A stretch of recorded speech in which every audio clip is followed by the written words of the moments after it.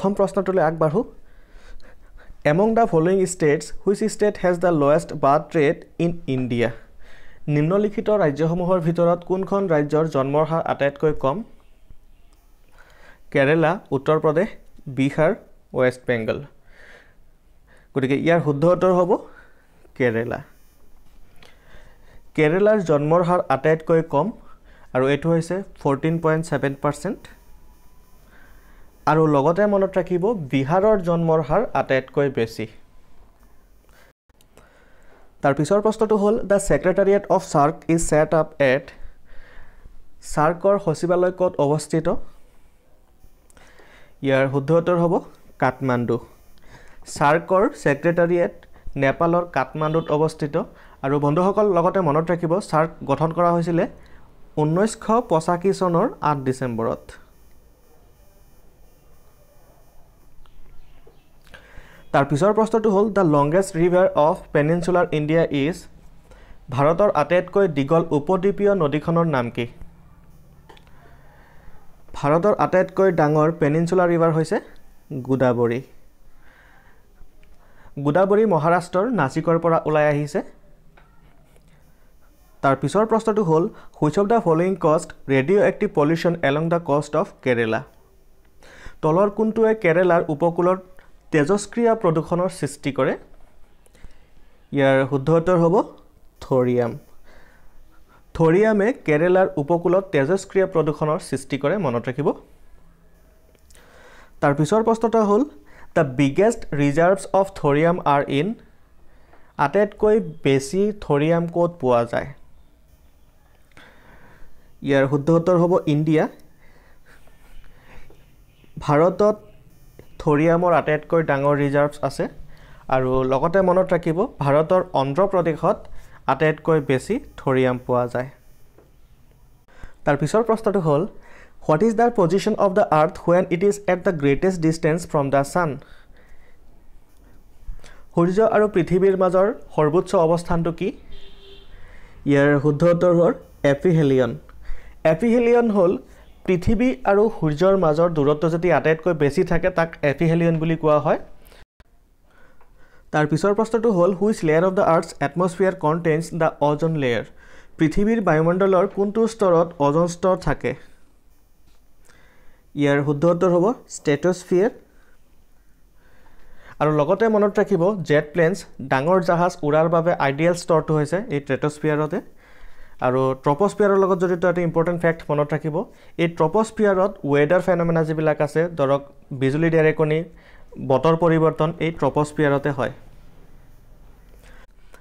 তাৰ পিছৰ প্ৰশ্নটো হ'ল হোৱাট ইজ ভাৰ্মিকালচাৰ কি ইয়াৰ শুদ্ধ উত্তৰ হ'ব a the science of raising worms কেঁচু পালনক ভাৰ্মিকালচাৰ বুলি কোৱা হয় আৰু লগতে মনত ৰাখিব দি সায়েন্স অফ ষ্টাডিং সইল অৰ্থাৎ মাটি অধ্যয়নৰ বিজ্ঞানক পেডোলজি বুলি কোৱা হয় পেডোলজি পৰীক্ষাত আহে যে মাটি অধ্যয়ন কৰা বিজ্ঞানক কি বুলি কোৱা হয় মনত ৰাখিব পেডোলজি তাৰ পিছৰ প্ৰশ্নটো হ'ল which of the following is the most abundant metal on the earth's crust ভূতকত কোনটো আটাইতকৈ প্ৰচুৰ পৰিমাণে পোৱা যায় আৰ্থ ক্ৰাষ্টত আটাইতকৈ বেছি পোৱা মেটেলটো হৈছে aluminium Einstein was honored with the Nobel Prize for আইনষ্টাইনক কিহৰ বাবে নোবেল বঁটা প্ৰদান কৰা হৈছিল ইয়াৰ শুদ্ধ উত্তৰ হ'ব ডি ফটো ইলেক্ট্ৰিক ইফেক্ট আলোক বিদ্যুৎ পৰিঘটনা আৱিষ্কাৰ কৰাৰ বাবে আইনষ্টাইনক 1921 চনত পদাৰ্থৰ নোবেল বঁটা প্ৰদান কৰা হৈছিল মনত ৰাখিব তাৰ পিছৰ প্ৰশ্নটো হ'ল an instrument for measuring blood pressure is called ৰক্তচাপ জোখা যন্ত্ৰটোৰ নাম কি ইয়াৰ শুদ্ধ উত্তৰ হ'ব বি স্ফিগমোমেনোমিটাৰ এই যন্ত্ৰৰ দ্বাৰা ৰক্তচাপ জোখা হয় তাৰ পিছৰ প্ৰশ্নটো হ'ল thalassemia is a hereditary disease it affects thalassemia এটি বংশগত ৰোগ এটোৱে প্ৰভাৱিত কৰে ইয়াৰ শুদ্ধ উত্তৰ হ'ল ব্লাড থ্যালাসেমিয়া এটো বংশগত ৰোগ এটোৱে ৰক্তৰ ওপৰত প্ৰভাৱ পেলায় তাৰ পিছৰ বস্তুটো হ'ল plants which grow on saline soil are লৱণযুক্ত মাটিত হোৱা উদ্ভিদক কোৱা হয় লৱণযুক্ত মাটিত হোৱা উদ্ভিদক কোৱা হয় হেলোফাইটছ অৰ্থাৎ চি নম্বৰটো শুদ্ধ আৰু লগতে মনত ৰাখিব জেৰোফাইটছ হ'ল শুকান বা মৰুভূমি অঞ্চলত হোৱা উদ্ভিদক কোৱা হয় জেৰোফাইটছ আৰু হাইড্ৰোফাইটছ হ'ল যিবিলাক উদ্ভিদ পানীত হয় তাৰ পিছৰ বস্তুটো হ'ল which is the highest peak in Andaman and Nicobar islands Andaman Nicobar দ্বীপপুঞ্জৰ সৰ্বোচ্চ শৃংগটো কি আন্দামান আৰু নিকোবৰ দ্বীপপুঞ্জৰ আটাইতকৈ ডাঙৰ পিকটো হৈছে স্যাডল পিক অৰ্থাৎ চি নম্বৰটো শুদ্ধ তাৰ পিছৰ প্ৰশ্নটো হ'ল which of the following neighbouring country of India is not a landlock country ইয়াত মনত ৰাখিব লেণ্ডলক হৈছে যি দেশৰ চাৰিওপিনে মাটিয়ে আছে অৰ্থাৎ যিখন দেশ কোনো সাগৰ বা মহাসাগৰৰ লগত লাগি থকা নাই সেইবিলাক দেশক কি কোৱা হয় লেণ্ডলক কাণ্ট্ৰি ইয়াত আমাৰ ম্যানমাৰ লেণ্ডলক নহয় ইয়াত মেপত চাব কাৰণ ম্যানমাৰৰ এইফালে বে অফ বেংগল আছে তাৰপিছত আন্দামান চি আছে গতিকে বাকি আটাইকেইটা ভুটান নেপাল এইকেইটা হৈছে লেণ্ডলক অৰ্থাৎ চাৰিওফালে মাটিৰে আৱৰি আছে তাৰ পিছৰ প্ৰশ্নটো হ'ল which of the following neighbouring country of India is not a landlock country নিম্নলিখিত প্ৰতিবেশী দেশসমূহৰ ভিতৰত কোনখন লেণ্ডলক নহয় এই প্ৰশ্নটোত মন কৰিব ইয়াত লেণ্ডলক কাণ্ট্ৰি এতিয়া লেণ্ডলক কাণ্ট্ৰিনো কি লেণ্ডলক কাণ্ট্ৰি হ'ল যি দেশ কোনো সাগৰ মহাসাগৰৰ লগত লাগি থকা নাই অৰ্থাৎ যিখন দেশৰ চাৰিওপিনে মাটি আছে কোনো সাগৰ মহাসাগৰ নাই সেইখন দেশক কোৱা হ'ব লেণ্ডলক কাণ্ট্ৰি গতিকে ইয়াৰ শুদ্ধ উত্তৰ হ'ব ম্যানমাৰ লেণ্ডলক নহয় ম্যানমাৰ লেণ্ডলক নহয় কাৰণ চিত্ৰটোত চাব এইটো হৈছে ম্যানমাৰ চাক এইপিনে ম্যানমাৰ বে অফ বেংগলৰ লগত লাগি আছে আৰু আন্দামান চিৰ লগত লাগি আছে গতিকে ম্যানমাৰ লেণ্ডলক নহয় আনহাতে ভুটানটো চাব এয়া ভুটান লেণ্ডলক চাৰিওফালে মাটিয়ে আছে নেপাল লেণ্ডলক তাৰপিছত আফগানিস্তান এইটো হৈছে লেণ্ডলক কাণ্ট্ৰি